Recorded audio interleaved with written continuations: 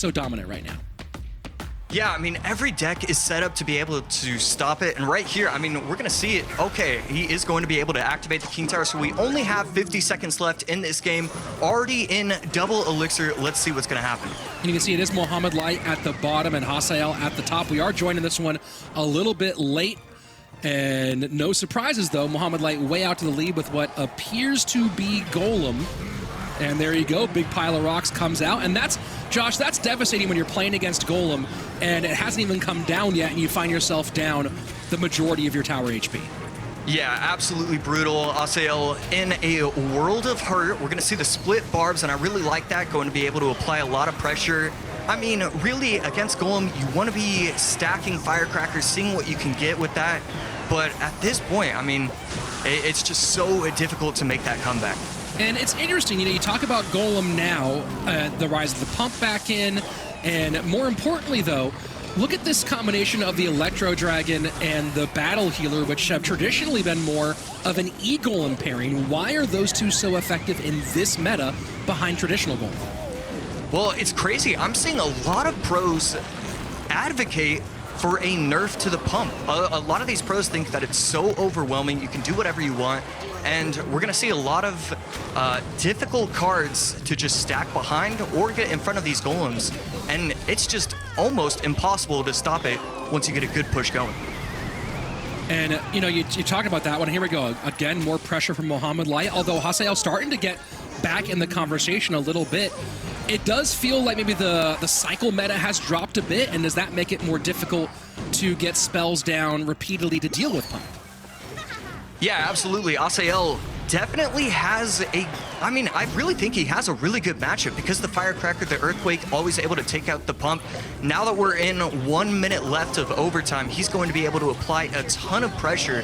This Inferno Tower is working wonders against Molight's deck. Really would have very curious about what transpired in that first couple of minutes that got the big lead here. Go ahead, Josh. Yeah, right there. Huge missed opportunity. This is going to be an overwhelming push with the Bomber in tow to try and help out, but the tower snipes the correct card. Bomber on top of the tower. I think we're going to see game one go to Mo Light. And 63 HP. Battle Healer does get picked up. Keep in mind, folks, no big spell for Mohamed Light. Does have to do a little bit more here and just saving that tornado for defense. Hasiel, full spam city, 15 seconds left. He does not have 3-card cycle available at the moment. Needs to get back to pigs if he has any chance of trying to break through here. 10 seconds left. They cannot get onto that tower in time, and able to hold off is Mohamed Light for a very important win here in game number 1. Yeah, right there. I mean, it really just comes down to he got too much damage early on. Hasiel couldn't make the comeback. But, I mean, when you look at the decks, you have into being cycle cards, and now they seem to be comfortably fitting into both archetypes. Yeah, bats are probably one of the most well-balanced Evos in general. It's really amazing to see that there are times where the Evo bats don't get any value, and I think that's very healthy for the game. So I think Evo bats could be my favorite Evo just because of how well balanced they are.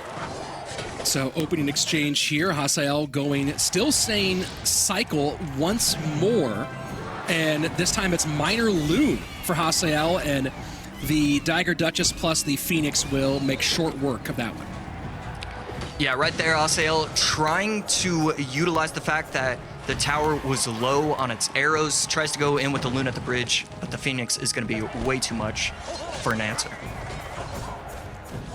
So XE plus Dagger Duchess will take 1 from the Royal Giant on the right-hand side. Now counter push in play. Fisherman to hold. First minute away. Miner's going to try to cover here. What's the game plan for Hasiel? Is he mostly going to get damage, you think, here from these XE NATO lineups, or do you expect to see a breakthrough with the balloon? Yeah, that's a great question. I think I would expect to see like Executioner lineups, those kind of things. Right there, Mohamed Light teaching his opponent how to get damage with a win condition, getting the tower all the way down to 1362. Great counter push from Mo Light right there. But yeah, I would expect most of the damage to not really come from the Loon, more so come from the Zap, the Miners, and the Executioner lineups. So we'll see if it does get involved. Either way, they are in some difficulty as the damage has come in pretty significant on the right-hand side, and we are working to get these cameras switched to the appropriate sides. You can see Mohamed Light on the bottom and gameplay on the top of the screen. We'll have that all sorted out for you here in just one moment, folks. 1362 the mark on the right-hand tower, and so far, Mohamed Light maintaining a decent lead, but this right here, if Hasiel can figure it out, could be a game changer, but he has to prevent these hog shots. And you know, this is the first time we're seeing the bomb tower in. The control on the Royal Giant has been very minimal so far, Josh. Yeah, I'm pretty shocked to see him delay it for that long. I'm sure he had his reasons right there. Mo Light just going to be attacking the bridge. But right there in that last defense, Hasiel really showing why the Executioner is so good in this deck. He was able to get a massive lineup on top of, I believe it was like the Fishermen, the Archers, pretty much everything. And right here, Loon not going to make it to the tower, and Mo Light again going to have another solid counter push. And Exy this time trying to hold firm, and the death damage beginning to put Hasiel back in this one. After the big Royal Giant Rage push on the right-hand side, holding steady for the moment is Hasiel, but he just cannot get anything other than death damage from Loons. But will this be the big change? Balloon gets close, and it does connect just like that. Hasiel takes the lead with about 90 seconds left. Yeah, the Executioner putting a ton of work in. Mo Light was not able to snipe the Loon down with the Phoenix. Even the Evo'd Archers were not able to help all the way. I love what Hasiel is doing with his Executioner. And the classic zap to hold there for a second. Hasiel needs to be a little bit more conservative here. Does pull back with the NATO. Rage comes in. This RG will get one, and it does get two. Not just one, two. Hasiel playing fast and loose. Who has the advantage here in this triple elixir period, Josh? Well, after that mistake, I think I have to hand it over to Hasiel right there. Not going to do anything with that original push, but that is so much elixir to have wasted. 3 elixir from the Fisherman, especially it being the Fisherman, because that's such a good card for defense. Let's see what this Evo Zap can pull off. Evo Zap getting work done. Princess Tower, not the Princess Tower, the Dagger Duchess. Focusing on the wrong troop there. Death damage in, zap in, 56 HP. Hasiel gonna go with the miners. Mo have a catch. He does not, 7 HP. The RG tries to get there, can't get it done, and Hasiel ties things up. Big decks for Mohamed Light in back-to-back games. Cycle for Hasiel, and in Hasiel's corner. What kind of deck are you putting together if your expectation is minor? Well, that's a great question. I mean, it's always kind of easy to say use a minor deck yourself and then just switch 1 or 2 cards in order to win the mirror matchup. But it looks like Hasiel is going to go Giant Graveyard just based off of the first 2 cards that are shown. And folks, we are on the proper sides now. Drill. Mohamed Light from the top of the screen, Hasiel at the bottom, and Drill. Mohamed Light with the Snowball, Mother Witch, and Dark Prince. So especially that Dark Prince, some good anti-drill pieces here. But of course, I know, Josh, that the pros have been a little concerned with the strength of drill as of late. Yeah, absolutely. I'm not sure exactly what the discourse has been on top of the Battle Ram. I really like it as a card, but it's kind of difficult to get out the Evo Battle Ram in time to either win you a game or at least put you in a situation like that. So it's going to be really fun to watch Mohamed Light use the Evo Battle Ram so I can figure out how to do it myself. And, you know, talking about some of these Evo Battle Rams, if those of you who watched some of the qualifying stages may have seen Morton win a very, very tight bonus game to qualify for this weekend with a double Evo Battle Ram connection at the end. So we'll see if there's some excitement there. And look at that Guardian just jump the river from what seemed like it was going to be 1/2 tile too far away. And Daddy Longlegs all the way across here to take out the work on the other side. Yeah, right there. Good cleanup from Mo Light. Can he get the split? Not going to happen with the Skellies, but it doesn't matter. Tower cleans up the Dark Prince. Right here, Hasiel in a really good spot. Mo Light giving up a couple Evo Bomber shots, giving up a little bit of damage. I really like that Hasiel switched up his drill placement. I mean, 2 months ago, everybody was putting the drill in the front, And then somebody taught the entire world how to play drill correctly, because ever since then, so many of these esport athletes are switching up their placements every single time, and it's almost impossible to stop a good drill player. So the Evo recruits trying to get out in front and pressure on the right-hand side. Mohamed Light picks up the Ghost with his Dark Prince. Tesla doing its work here against the push, and that is shut down very nicely for a bit of a counter play. And now Ghost to the right, Drill to the left, and Mohamed Light stretched a bit thin as we get into sudden death overtime. Yeah, right there. Hasiel making another very good push. Evo Battle Ram going to come in, and is it going to get any value? Yes, okay, it is able to hit the Tesla just a little bit, but still not really the biggest push ever. Yeah, Mohamed Light spending a lot of elixir to get not much out of it. Ghost does not pick up that bandit. It does not get visible in time, and suddenly Mohamed Light is back in the mix here. Hasiel, though, still very significant lead, and choosing to sacrifice some HP on the left-hand tower in exchange for a little bit more elixir as he was thirsting a bit. Tesla does come out to cover as we approach the final 90. Yeah, right there about 5 seconds ago, Light goes in with the Skeleton Dragons at the bridge, predicting Hasiel's minions to be delayed in order to take out the Mother Witch. I have missed Pro Clash Royale so much. These are not the plays that I make in-game. This is what I want to be seeing. And the Evo Tesla just practically, rather than a tower, it's more like a wall at this point. It feels like Mohamed Light has no clear path through, although this could be a game changer. Spamming the bridge on the right-hand side. Can he get past it? No. Tesla back in cycle. Josh, this is feeling like Hasiel is going to take another phenomenal matchup, play it well, and get through round one. Yeah, I'm not exactly sure what Light can do in order to save this game. I like going recruits in the back because you need to be building that correct push, but this might be it. No, the Bandit is going to be able to protect everything. Light has one more opportunity and one more opportunity only. And here we go, final 25 seconds. Mohamed Light has to just pressure, but cannot give up that damage on the left-hand side. 17 seconds, Battle Ram down. Tesla is assuredly going to be there, back in cycle. That shuts it down. And, you know, Mohamed Light played all of these very well. Hasiel picking beautifully all three games and getting the second and third done for a round one upset against the Pharaoh. I'm sure you want to get some thoughts in really briefly or really quickly, which is fine. We're going to hop into the game. I still want to hear your thoughts on Hasiel, Ian, before Juice and I take this. Well, I think the big thing here, and we've seen it so far, is talking to Ian before the matches. He said that he's not as worried about the meta shift as people might think because he's been playing lots of Golem and other heavy decks for his YouTube videos, and that grind is paying off, and looks like we're seeing the fruits of that grind here in game number one. Yeah, here we go, Juicy. Another E-Giant play against another E-Drag beatdown deck. Probably going to be Golem. With the bats, though, we do see a little bit more E-Golem. Either way, interesting matchup here. I mean, I don't play as much E-Giant as you do, Juicy, especially in the current meta. How do you feel about either of those matches, Golem or E-Golem, with the Elixir Pump? I think he's got Golem for sure. And I do think that Hasiel should win this matchup.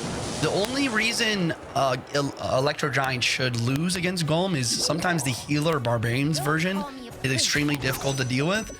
But the current matchup, Hasiel should definitely win. That being said, Hasiel didn't have Lightning in his starting end for the beginning Elixir pump for Ian here. So this Elixir advantage is massive. Ian has a chance to win right now with this push. If he doesn't win with this push, I think Hasiel wins. Yeah, and Hasiel ticks to 9, not even 10. Drops that knight down, as you can see Ian here with a load of elixir on the board. Goes Skeleton King opposite lane. That Skeleton King becomes really difficult to deal with. The Bomber, though, from Hasiel should be able to help out. But then these Evo Bats behind. Nice NATO there. Now the Evo Bomber comes down. And honestly, a very, very clean start to that defense here from Hasiel. But now we got the Skellies piling up. No elixir in the tank, Juice. Yep, and there goes some damage for sure. It's a decent amount, but it's not as much as Ian needs to win this game. And this is why I say Hasiel is in the damage, or not the damage, but the matchup advantage. We saw Ian up almost like 9-10 elixir at that point, but he's still able to defend because E-Giant is so solid on defense. You have the Phoenix for the Electro Dragon. You have Lightning for Electro Dragon if you need to. The Little Prince is one of the best defensive cards in Clash Royale, and then the Evo Bomber cleans up Skeleton Kings and stuff like that. Really good plays all around for Hasiel. Yeah, and that NATO is huge, right? It's one of the few times when you talk about, you know, that NATO being so impactful to bring everything on top of that E-Giant. Look at that. Bats from the Night Witch itself, the E-Drag, all of that comes in. E-Giant doesn't get on top of tower, but you look at the elixir here, should be a pretty easy cleanup for Hasiel, and he should be able to get back on offense pretty quickly. Yep, great defense all around. Does Hasiel have the lightning back in cycle for the elixir pump? Yes, he does. Has to play the Knight first, though, but that's totally fine. He's getting his Evo back in cycle. Ian is going to take the opportunity to try and get a golem in the back with the lightning used on the pump, but Hasiel will probably just a counter push, I guess, with the Electro Giant straight at the golem. Evo bombers from both sides, but it seems like Hasiel's bomber might get more value here. Yeah, interesting NATO on both sides there. Bomber's not really much of a factor, but you know that was a big draw of all that attention. Bomber, a 2 elixir magic archer that just does so much damage.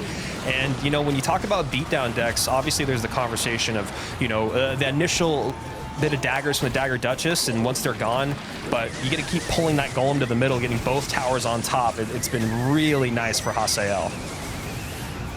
Now, after all of this being said, Hasiel is currently down damage. He needs to figure out a way to get some damage here because of the small damage lead that Ian got at the beginning.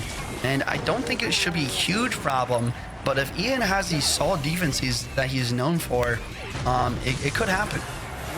And it just takes one push with just 1 minute left, so that's why it also makes it really difficult for Hasiel to try to lightning cycle, right? I mean, you cannot lightning cycle when there's this much time left, just because the ability to get a Night Witch plus E-Drag, or E-Drag push becomes really, really threatening. So Hasiel still doing the right thing on holding that lightning just in case, but a lot of damage needs to be made up in this 35 seconds. 800 separating the two. We'll see if we see a defensive elixir pump come out here or not. And there it is. Oh, wow, the lightning. The lightning. Night Witch and the Electro Dragon. Tornado on the Evo Bomber takes it out. E-Giant is now in tower, but the Tornado pulls back. Only 20 seconds left on the clock, Andrew. Ian might actually have this on damage from the Evo Bomber previously. Yeah, I mean, that was one of those things where you thought, oh, does get a connection there. Does he get another one? He does get another one. And a third. No, 1839. Lightning comes in. And just like that, the steal at the end, that Evo Bomber, dude, absolutely broken.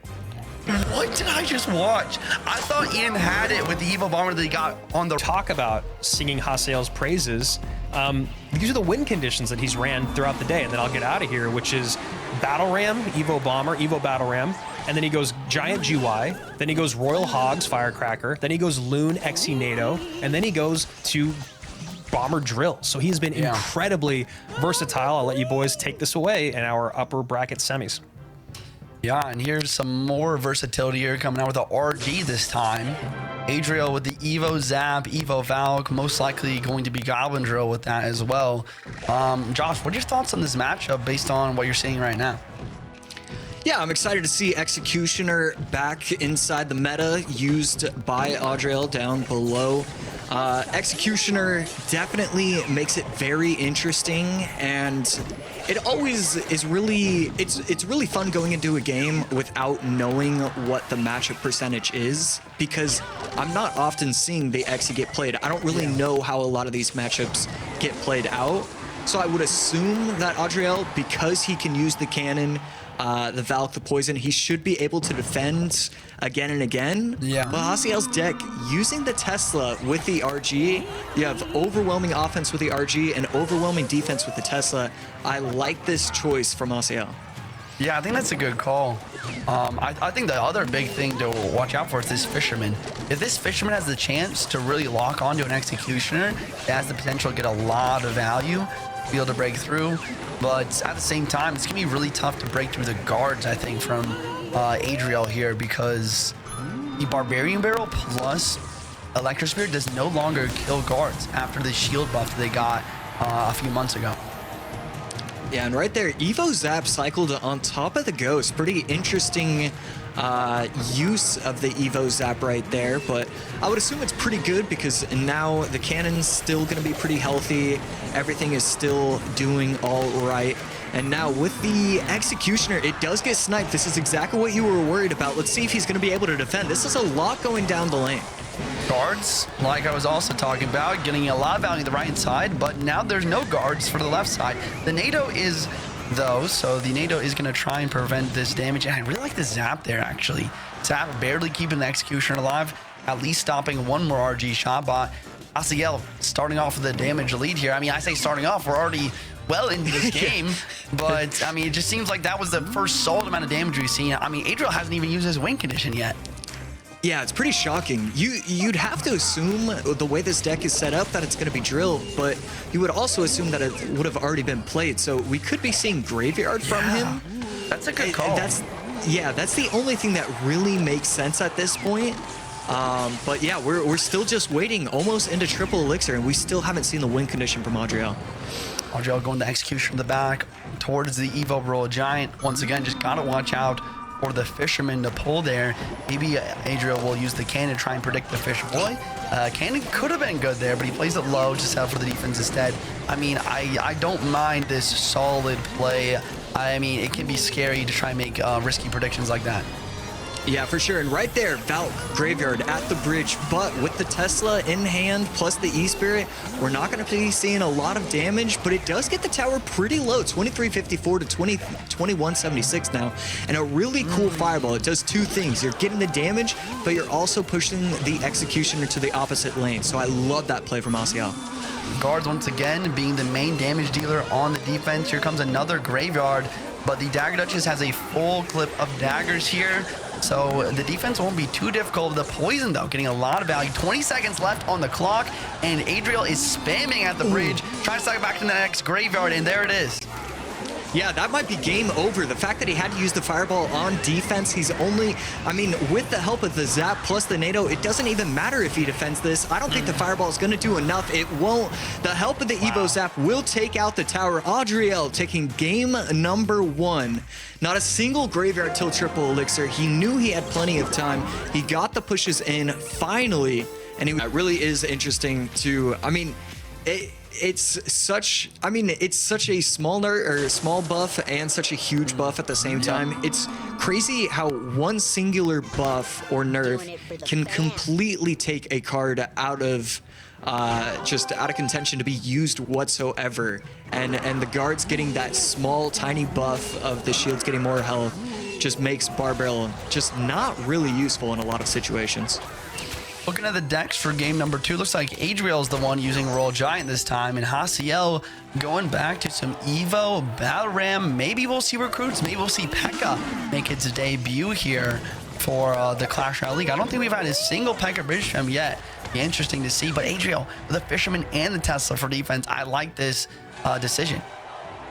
Yeah, he is going to be able to defend pretty easily, and then once it hits that double elixir, triple elixir, that's when it starts to get scary. See if Hasiel can set up the correct pushes right there. Choosing to go with the Battle Ram going into the left side. Fisherman is going to be able to clean this up very nicely, especially pulling it so that both towers can hit it. I like how Hasiel is keeping his evolutions paired right now. If you guys notice, every time Hasiel plays a Zap, he also plays the Evo Battle Ram. That's because he wants to have the Evo Battle Ram and Evo Zap in cycle at the same time to pair them together. And I think that's such an underrated thing that we don't talk about enough. If you can have two evolutions that synergize decently, rolling down a lane at the same time, it can be extremely difficult to defend. Yeah, I'm actually really glad you brought that up, because that's kind of a question that's been on my mind for a while. If you have multiple evolutions that pair well together, do you want to try and stagger them or try and keep them together? So if they don't kind of coincide with each other, it's more okay to stagger them instead of playing them at the same time, in your opinion? So that's a good question. I think with cycle decks, you just want to play them as much as possible. So staggering or together, I think you're just always trying to cycle to the evolution. But when you're using a heavy deck like Hasiel here, you really have only one chance every so often, every 3 minutes apparently, where you get to play them both at the same time. Wow, and great defense right there on the left side. Archer Queen still staying alive. Probably not going to be able to activate the ability again, and yeah, it does get taken off the map, but great defense from Adriel. And I mean, his left tower is slightly touched. The right tower, basically, I think the tower starts at 3204, so I think it's untouched over there. Just great defense from Adriel so far. I mean, we're hitting OT, and he's just controlling how this game has gone. Speaking of controlling when your evolution is in cycle, I really like how Adriel made it so that he had his Evo Tesla in hand when Hasiel had his Evo Battle Ram on the board, because that was able to defend it so easily. Now this defense doesn't look so easy on the other end of things because the Evo Zap is in tow, but I mean he made it look easy. I was wrong. Yeah, he made it look extremely simple right there. Does he get the ghost off in time? He does. I mean, every single play he's making is just in time. Correct placement, correct lineup. It is spectacular to see this on the biggest stage. It's slightly easier to see it on ladder. I mean, that is also one of the things, the difference between playing ladder and competitive. If you can do it on ladder, that's great. You know, you can finish top 20, top 15, top 10 in the world. That's fantastic. But can you do it when the lights are brightest? Some players can, some players can't. Adriel clearly can. Yeah, I mean, he is stone cold right now. His defense is on point. Even there, he just sets up the Evo Tesla on defense. It's another Tesla in cycle. He says, I'm up damage. You do not have a big spell. I'm going to defend for the rest of this game. I got a Fisherman, I got a Tesla, I got the Archer Queen, and I got two very solid spells to take out any sort of glass cannon that you put on the map. Yeah, and so it's clear that his last card is going to be RG. I also think it's kind of clear that we're probably just not going to be seeing it placed on the board. That's exactly what you want to do in these matchups. You're going to give way too much value to the P.E.K.K.A.s. I love that he hasn't used that card yet. And just look at this Evo Battle Ram. I mean, it just looks so sad, dying immediately without having any value after it's taking so long to cycle back to it. Adriel, once again, no RGs, just all defense. The Fisherman, the Tesla. I mean, the Evo Zap arrows is a final-ditch effort to try and get a inkling of damage, and Adriel wins the game without playing his win condition. Just solid defense, a few spells here and there, a couple connections from the Ghost. That's all it took. GG's. I mean, Mohamed Light has figured out his decks. His pairing with the coach is clearly working at this point. It just feels like all the momentum is with Mohamed Light. Well, let's see if Hasiel can turn this into the biggest moment of his career twice in the same day, or if Mohamed Light shuts things down as we jump into game number 1 of our lower bracket finals. Third place for the loser, a chance at first for our victor. Right there, beautiful activation of the Archer Queen with the tower plus, I mean, the Tesla plus the tower, just deleting the RG off of the map. And right here, RG is becoming extremely popular. We're always seeing it in game number 1, always seeing it in game number 2. It is incredible to see just how all of these players have recognized that RG is one of the strongest win cons in the duel format. Certainly very strong, and you talk about these players here, and Hasiel, of course, made it to some monthly final action in 2021. In fact, enough to get himself all the way to World Finals. It was that first month of CRL, in fact, much like this first month where he had his breakout performance, going all the way, not just through, but all the way through to the grand final in Season 1, monthly final 1, where he got second place, losing, or got pretty far, taking a very important couple of points there to get his season started. Yeah, absolutely. And this time, not going for points, going for gusto, going for it all. We're going to have to see what happens. Game number 1, heading into double elixir. Slight damage advantage for Mohamed Light right now. And I mean, Molite using his deck, using the Ice Golem, he's had a lot of success so far. We're gonna have to see if it stays with him with this game as well. And it was last year where Hasiel did make it in the first month to the grand final, but made it all the way through the winner's bracket. And who do you think he faced, Josh, in the grand final for that first month golden ticket last year? I'm gonna go out on a limb and assume that it is Mohamed Light. How much money do I win? You win it all. That time it was Hasiel beating Sandbox, then Ilion, then Morton, and then losing the double to Mohamed Light to kick off last season. Yeah, to the surprise of nobody, I was correct when I said Mohamed Light. Yeah, not shocking whatsoever.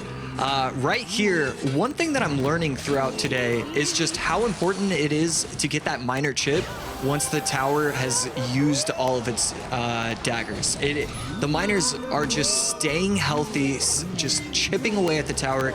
Usually we've done the math, and it's a miner versus a princess tower can always get 400 HP worth of damage on max ladder. Going against the dagger duchess, we're seeing it get 600 damage against in tournament standard. That's how much damage these miners are getting when there's no more daggers left.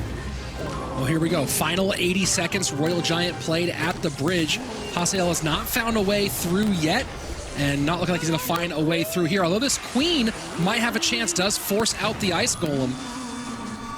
And so far, I believe Mohamed Light is 2-0 on the day with this deck. Hasiel looking to change that story, but has a bit of work to do as we go into triple elixir.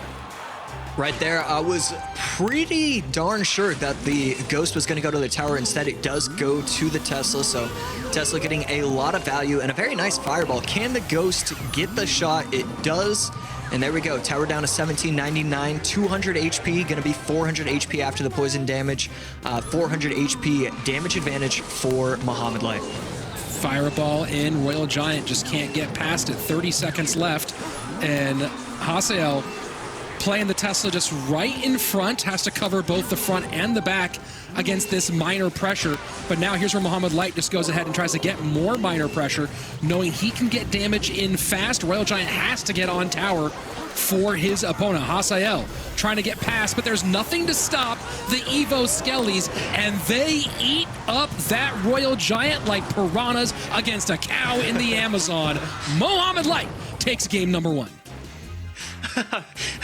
It is, I mean, it is shocking just how much damage the miner gets. It's going to be hard with, you know, Drill Poison being out, Drill Tesla. So I really wouldn't mind E-Giant coming in from Hasiel in game number 2. Well, here we go. Game 2, Bomber first card on both sides here. Mohamed Light has played Bomber with that Drill deck. Instead, a little Battle Ram here from Mohamed Light to kick things off. That's right, a little bit of Battle Ram action. The Mega Knight plus the Rage plus the Battle Ram. Not going to be able to get all the way to tower, I believe, but no, with the help of the Rage, it does lock onto the tower. No more daggers for the Duchess. A great start for Mo Light, and Hasiel just left in a world of hurt. He couldn't have, probably feels like he couldn't have done anything different. Just great offense and knowing the matchup by Mohamed Light. I can tell you right now, the Clash Royale Facebook group just had an aneurysm seeing Mega Knight plus the Battle Ram plus the Rage here all come out at once. Well, he didn't BM, so it could have been worse. It could have been worse. But yeah, I mean, he's just sticking them all. If we see a wizard, things could go up. Can only go up from here. It's it would be the most social media OP deck of all time if the wizard did happen to come out here. Hasiel now trying to regroup, sets up Dark Prince plus Golden Knight left-hand lane. Battle Ram eaten up pretty significantly there, and now a bit of a counter push building for Hasiel. We'll see if he chooses to support it at all. Nope, Mega Knight there, and he knows now is not the time to cash in your chips. Really good Mega Knight right there. Able to distract everything, go into the middle, and then just kind of stay there. He's not going to really do anything on offense, but just the fact, wow, and maybe I'm wrong. Maybe he's going to get a plenty of opportunities to get damage. Mega Knight does get one swing. I was only grateful just because it slows the game down. And once double elixir hits, then you can really start to cycle your Evo battle rams. And the dual lane pressure from Mohamed Light, true bridge spam fashion. Evo Bomber will get some splash onto that right-hand tower. And look at the Barbs trying to do a little bit of work on the left-hand side as well. They do get some damage here. And now Hasiel does have a chance to regroup and reply. Can he do much with it, though? Right there, E-Drag gets taken out entirely by the Dagger Duchess. I keep waiting for somebody to activate King Tower, but oh my goodness. Yeah. Okay, you can just do it with Bandit if you're Mohamed Light. That not an easy interaction to pull off, and it looks so simple, so fluid for him. Well, that's the thing about repetition of these different moves, right? Remember we lost our mind at, I think it was at World Finals, when Mohamed Light did the Fire Spirit to Fire Spirit perfect counter, right? Where you can play the Fire Spirit and that little tile where the opposing Fire Spirit just jumps, gets killed by the tower, and yours can go back with full health. That's a really hard interaction to get down. But if you have someone you practice with, you drill these interactions, you know, you just go, hey, let's go into a deck where we both just have magic archers and we practice trying to do that King Tower activation or to get that hit. You can get that one nailed, and we see the results of that hard work right here. Yeah, it's always really important if you do want to improve. A great way is to find a training buddy. You can only learn so much by yourself. Always very important to have the right people around you to learn. Mohamed Light, I'm sure he learns from other people, but he is teaching a lot of lessons today and for the last 3 years. And both lanes in a lot of trouble. But a lot of people looking at this, Battle Ram has not been great today and thinking this was a GG in favor of Hasiel, but so far, Mohamed Light able to hold on. Going to give up some damage with the Magic Archer on the left-hand lane, but the dual lane pressure, triple elixir on its way, heavy lead. Does Mo keep the pedal on the metal, or do you think he sits back and plays a bit more defense here? That's a good question. I would assume he's just gonna keep the pedal to the metal. I think he has to. Right there, crazy dash. That's gonna get the tower down to 1237. But we see the left lane. He's always gonna respond with the E-Dragon, and the left lane isn't really the problem. It's the right lane. That's what he's setting up. He wants the E-Dragon out of cycle. Game one going to Mo. As soon as it's out, he can go all in, and that's what he does.